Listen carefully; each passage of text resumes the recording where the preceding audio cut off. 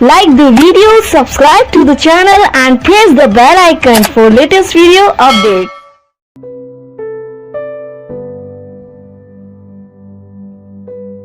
Hello student, तो कैसे हो आप सभी। आई होप कि आप अच्छे ही होंगे। आज जो हम स्टार्ट करने वाले हैं वो इकाई नंबर 2 यूनिट नंबर 2 स्टार्ट करने वाले हैं, जिसका नाम है धारा विद्युतिकी।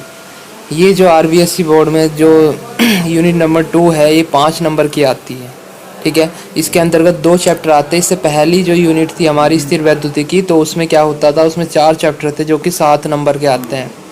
इसमें क्या होता है, इसमें दो चैप्टर आते हैं। एक तो विद्युत धारा, ठीक है, चैप्टर नंबर 5, और एक आता है चैप्टर नंबर 6 विद्युत परिपथ, राइट। तो अभी हम आज जो पढ़ने वाले हैं वो चैप्टर नंबर 5 पढ़ने वाले हैं, विद्युत धारा।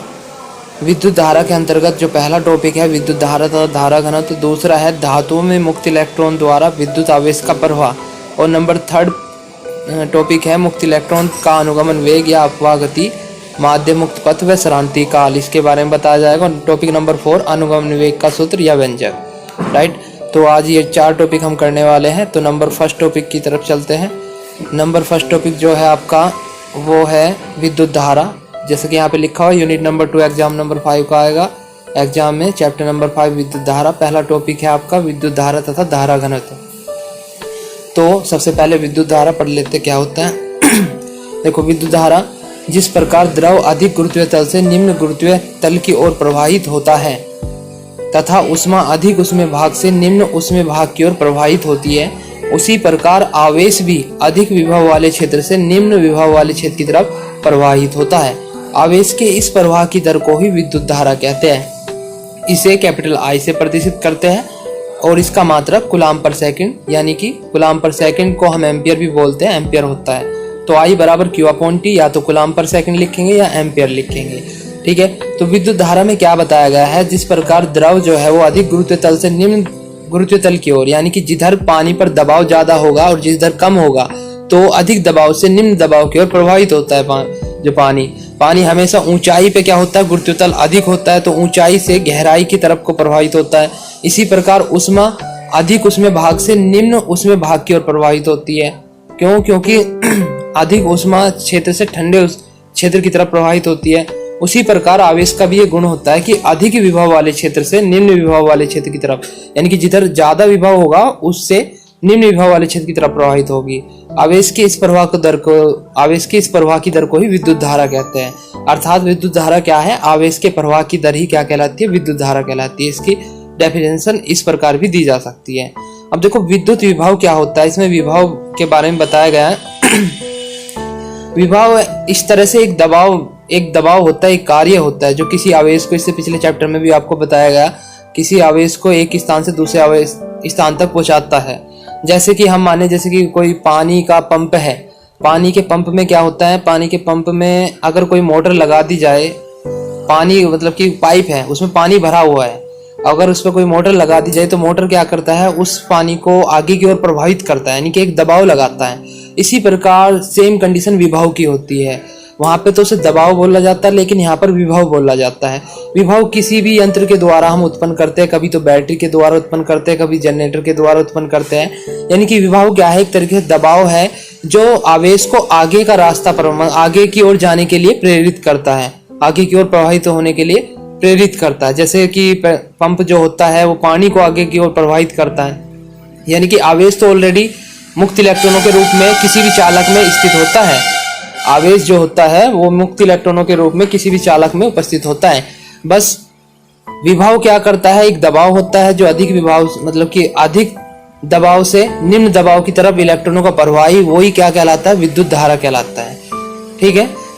बाकी अभी इसकी आगे की डिटेल आगे पढ़ेंगे जब मुक्त इलेक्ट्रॉनों के बारे में पढ़ेंगे। तो ये तो हो गया आपका क्या, विद्युत धारा। अब है धारा घनत्व। देखो, धारा घनत्व क्या होता है, किसी चालक के एकांक क्षेत्रफल से होकर गुजरने वाली धारा को ही उस चालक का धारा घनत्व कहते हैं। इसका जो फॉर्मूला है J बराबर I/A। अगर हम यहाँ पर J बराबर I/A, ये जो A है इसे एकांक कर दिया जाए, J बराबर I/A को एकांक कर दे, मतलब 1 मान ले, 1 मीटर स्क्वायर, तो J बराबर किसका हो जाता है, I के। अब J बराबर हो गया I के, अर्थात J क्या है, एक तरह की धारा है। लेकिन ये कौन सी धारा है, जब क्षेत्रफल जो हो एकांक क्षेत्रफल हो। यहाँ पर साफ लिखा है किसी चालक के एकांक क्षेत्रफल से होकर गुजरने वाली धारा को क्या बोलते हैं, चालक का धारा घनत्व कहते हैं। ठीक है, ये होता है धारा घनत्व और इसका फॉर्मूला होता है J बराबर I/A और फॉर्मूला होता है एम्पियर पर मीटर स्क्वायर। ठीक है, तो ये पहला टॉपिक हुआ आपका विद्युत धारा क्या होती है, यानी कि आवेश का प्रवाह, और धारा घनत्व क्या होता है, एकांक क्षेत्रफल से होकर गुजरने वाली धारा को ही हम धारा घनत्व कहते हैं। अब बढ़ते हैं टॉपिक नंबर 2 की तरफ। टॉपिक नंबर 2 क्या है, धातुओं में मुक्त इलेक्ट्रॉन द्वारा विद्युत आवेश का प्रवाह या विद्युत धारा चालन का मुक्त इलेक्ट्रॉन मॉडल। यानी कि मुक्त इलेक्ट्रॉन किस तरह से किस तरह से आवेश के प्रवाह करते हैं वो चीज में बताई जाएगी। ठीक है देखो, कोई भी पदार्थ परमाणु से मिलकर बना होता है, राइट, ये हम सब जानते हैं। प्रत्येक परमाणु में धनावेशित नाभिक के चारों ओर विभिन्न कक्षाओं में इलेक्ट्रॉन चक्कर लगाते रहते हैं।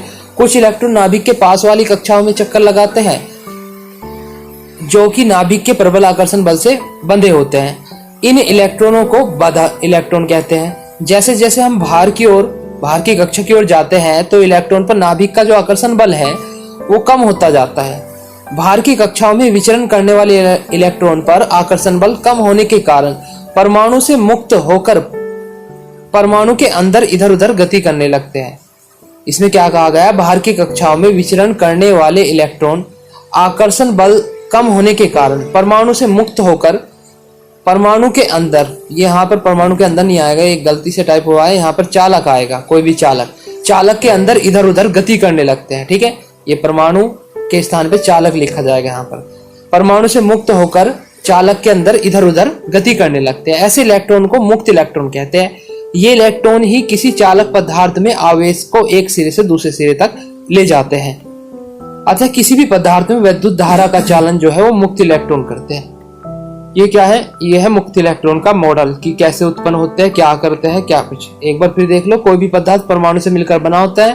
प्रत्येक परमाणु में धनावेशित नाभिक चारों ओर विभिन्न कक्षाओं से इलेक्ट्रॉन, मतलब कि विभिन्न कक्षाओं में इलेक्ट्रॉन चक्कर लगाते रहते हैं और बीच में क्या होता है उसके, ये चीज आप पहले ही पढ़ चुके होंगे कि एक परमाणु होता है, यहाँ पे बीच में नाभिक होता है और बाहर जो होते हैं इलेक्ट्रॉन घूमते रहते हैं। कुछ इलेक्ट्रॉन तो इस परमाणु के नजदीक, नाभिक के नजदीक होते हैं, कुछ इलेक्ट्रॉन दूर होते हैं। तो जो नजदीक होते हैं वो तो प्रबल आकर्षण, नाभिक के प्रबल आकर्षण के कारण बंधे होते हैं, जिसे बद्ध इलेक्ट्रॉन बोलते हैं। और जो दूर होते हैं कक्षाओं में, जो किनारों पर होते हैं, वे क्या होते हैं, कभी कभार आकर्षण बल से मुक्त होकर यहाँ से बाहर निकल जाते हैं परमाणु से और चालक में विचरण करना स्टार्ट कर देते हैं। ऐसे इलेक्ट्रॉन को क्या बोलते हैं, हम मुक्त इलेक्ट्रॉन बोलते हैं।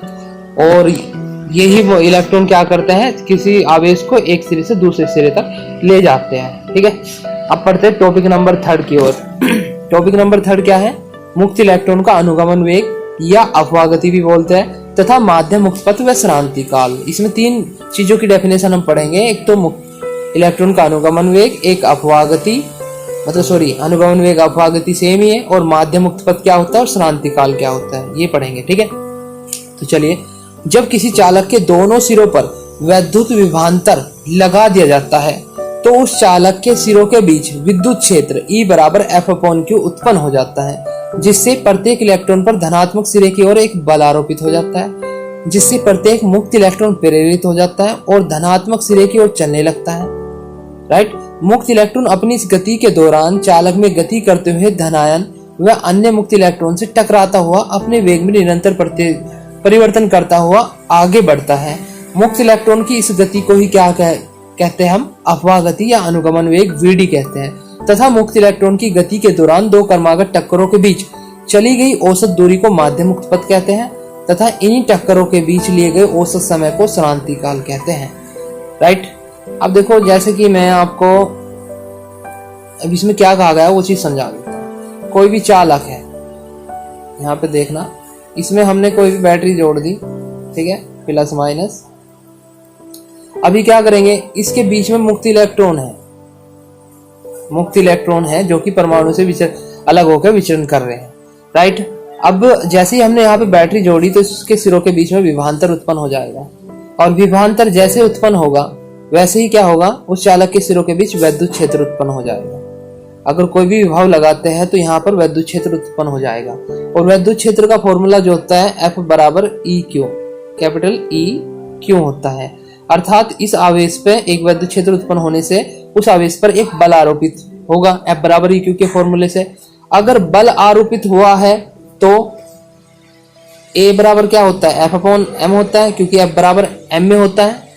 अगर बल आरोपित हुआ है तो ए बराबर होता है एफ अपॉन एम, ए बराबर होता है एफ अपॉन एम, अर्थात उसमें त्वरण भी उत्पन्न होगा, राइट। और त्वरण जैसे ही उत्पन्न हुआ, त्वरण का मतलब होता है वेग में परिवर्तन होना, और वेग परिवर्तन का मतलब आप समझते होंगे कि उसका वेग बढ़ना स्टार्ट हो जाएगा इधर से।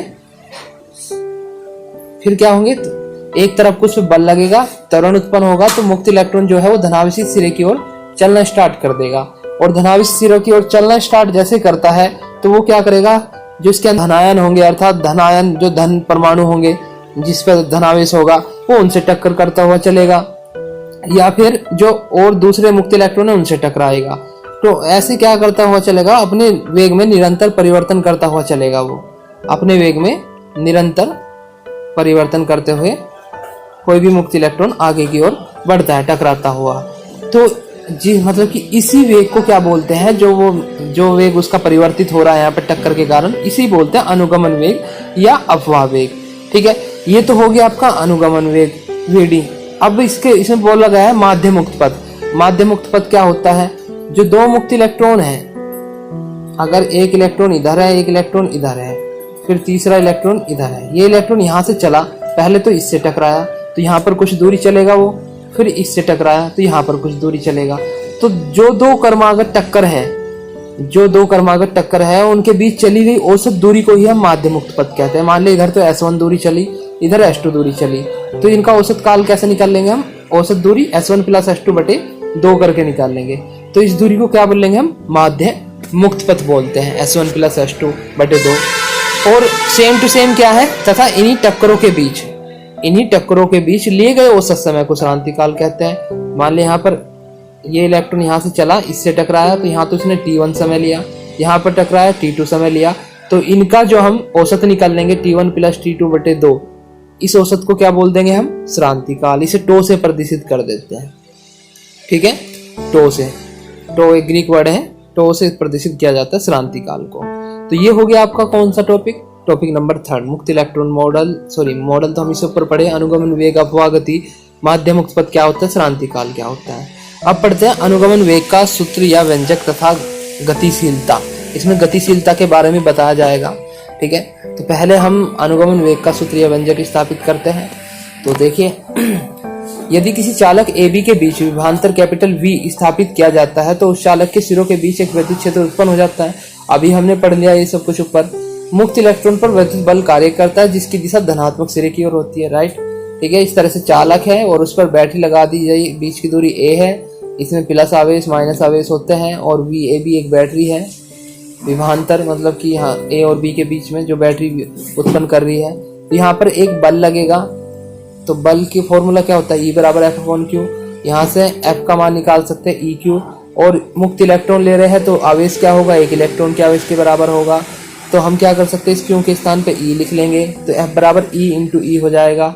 तब त्वरण क्या होता है, F अपॉन M होता है। तो F के स्थान पे क्या रख देंगे, ये वाली वैल्यू रख देंगे, E अपॉन M। ये तो हो जाएगी इक्वेशन नंबर 1। उसके बाद यदि यहाँ इलेक्ट्रॉन का प्रारंभिक वेग 0 हो, अंतिम वेग अनुगमन वेग VD के बराबर गति के दौरान लिया गया समय क्रांतिकाल टो हो, तब न्यूटन की गति के प्रथम नियम से हमने क्या करा, प्रारंभिक वेग उसमें कुछ नहीं था, 0 था। उसके बाद अंतिम वेग जो उसका मतलब कि विभवांतर लगाने के बाद जो वेग हो गया वो क्या हो गया, उसका अंतिम वेग हो गया, उसे ही हम अनुगमन वेग बोलते हैं VD। और लिया गया समय हम क्रांतिकाल ले लेते हैं। ठीक है, टोटल औसत समय क्रांतिकाल मान लेते हैं, तो क्रांतिकाल टो। तो जो गति की प्रथम समीकरण है, न्यूटन की गति की प्रथम समीकरण वो क्या है, वो है आपकी V पर U प्लस AT। यहाँ V के स्थान पे VD रख दिया, U के स्थान पे प्रारंभिक वेग 0 रख दिया, A के स्थान पे जो हमने अभी ऊपर मान निकाला E अपॉन M, और T के स्थान पे टो रख दिया। तो यहाँ से VD का सूत्र क्या आ गया, E अपॉन M इंटू टो। ये आ गया इसके VD का फॉर्मूला, अनुगमन वेग का फॉर्मूला। यही इसका व्यंजक होता है, यही इसका फॉर्मूला। जहाँ पर M क्या है, M तो इलेक्ट्रॉन का द्रव्यमान है, E इलेक्ट्रॉन पर आवेश है, E विद्युत क्षेत्र है, टो क्रांतिकाल है, राइट। अभी देखो गतिशीलता इसी के ऊपर डिपेंड करती है, मतलब अनुगमन वेग की अपोजिट है ये। किस तरह से देखो, आप बता देता हूँ। किसी आवेश वाहक के निश्चित माध्यम में गतिशीलता किसी भी आवेशवाहक की एक निश्चित माध्यम में जो गतिशीलता होती है वो एकांक विद्युत क्षेत्र आरोपित करने पर उत्पन्न अनुगमन वेग के समान होती है। इसे म्यू से प्रदर्शित करते हैं। यानी कि अगर हम म्यू का जो फॉर्मूला होता है वीडी अपॉन ई होता है, अगर ई को एकांक मान ले, हम इस ई को एकांक मान लेते हैं तो म्यू किसके बराबर होता है, वीडी के, अनुगमन वेग के। तो बस यहाँ पर क्या करना है आपको, वीडी को ई से डिवाइड कर देना है। इसकी डेफिनेशन क्या बन जाएगी, किसी आवेशवाहक की निश्चित माध्यम में गतिशीलता क्या होती है, एकांक विद्युत क्षेत्र में आरोपित करने पर उत्पन्न अनुगमन वेग से प्राप्त होती है या उसके बराबर होती है, उसके समान होती है।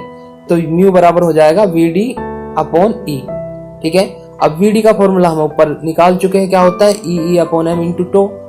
बस ये फॉर्मूला हम यहाँ वीडी के स्थान पे रखेंगे तो ई हट जाएगा, बस म्यू बराबर क्या बन जाएगा, ई टो अपॉन एम बन जाएगा। अगर इसका मात्रक निकालना हो, देखो अनुगमन वेग का मात्रक तो क्या हो जाता है, वेग है, वेग का मात्रक क्या होता है, मीटर पर सेकंड, तो अनुगमन वेग का मात्रक भी मीटर पर सेकंड होगा। तो मात्रक निकालना हो तो हमने क्या कर दिया, उसका फॉर्मूला क्या था, वीडी अपॉन ई था, तो यहाँ पर वीडी के स्थान पर रख देंगे हम क्या, मीटर पर सेकंड। तो यहाँ पर मीटर पर सेकंड रखा और ई का मात्रक क्या होता है, वोल्ट पर मीटर होता है, वी अपॉन डी के फॉर्मूले से। तो यहाँ पर मीटर पर सेकंड, इसके अकॉर्डिंग अगर फॉर्मूला निकालेंगे तो इसकी गुना यहाँ पर, एम की गुना वहां पर होगी, तो M square upon volt second. ठीक है, इसका फॉर्मूला क्या बन जाएगा, एम स्क्वायर पर वोल्ट सेकंड। क्योंकि इलेक्ट्रॉन की तुलना में क्वार्टर होल का द्रव्यमान अधिक होता है, अतः इलेक्ट्रॉनों की गतिशीलता क्वार्टर की तुलना में अधिक होती है। चलो, ये तो एक मतलब कि आपका अगर इलेक्ट्रॉन क्वार्टर के बारे में पूछ लिया जाए तो यहाँ पे आप ये बता दो कि इलेक्ट्रॉन की तुलना में क्वार्टर का द्रव्यमान अधिक होता है, तो इलेक्ट्रॉन की जो गतिशीलता है वो क्वार्टर की तुलना में अत्यधिक होती है। ठीक है, ये टॉपिक कंप्लीट हो गया। इसमें आपने क्या पढ़ा, आपने इसमें अनुगमन वेग का सूत्र या व्यंजक पढ़ा और उसकी गतिशीलता। अनुगमन वेग उसी फॉर्मूले से लिखना, ई बराबर एफ अपॉन क्यू, फिर ए का मान निकाल लिया, एफ अपॉन एम, एफ के स्थान पे ई रख दिया, फिर न्यूटन की प्रथम समीकरण लगा दी, वीडी 0 ई अपॉन एम टो, वीडी बराबर इतना आ गया। गतिशीलता क्या हो जाती है, बस ई से डिवाइड कर दो अनुगमन वेग को, तो गतिशीलता का फॉर्मूला आ जाता है। ठीक है, बस आज यही टॉपिक रखते हैं और आज के लिए बस इतना ही, बाकी मिलते हैं नेक्स्ट वीडियो में। Thank you, goodbye, okay, bye bye.